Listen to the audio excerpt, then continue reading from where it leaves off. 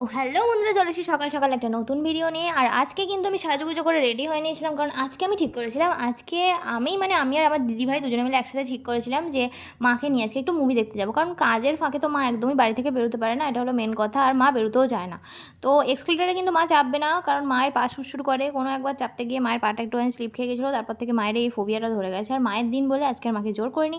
তো বক্স অফিসের সামনে গিয়ে জানতে পারি পুরো কিন্তু একদম হাউসফুল হয়ে গেছে। অন্য দিনে কিন্তু আইনক্সে কিছু না কিছু সিট থেকেই যায়, সেই ভেবেই আর কাটিনি।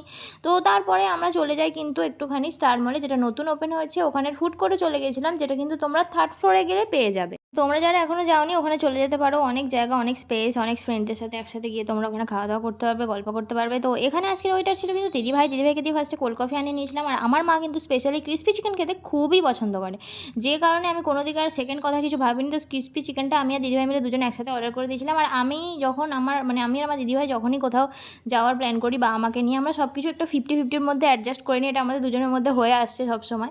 আর কিছু কিছু সময় বাবা দিয়ে দেয়, তো সেটা আলাদা ব্যাপার। কিন্তু আমরা যখন প্ল্যান করি যে আজকে বাবা মায়ের দিন, সেই দিন যদিও আজকে বাবা আসতে পারেনি। আর প্রচণ্ড বৃষ্টি হচ্ছিল, কী কারণে আমরা জানি না। তার আগে কিন্তু প্রচণ্ড রোদ ছিল। তো আজকের ভিডিওটা ছিল এইটুকুই। ভিডিও ভালো লাগে থাকলে লাইক, শেয়ার অ্যান্ড সাবস্ক্রাইব করতে ভুলো না। টাটা।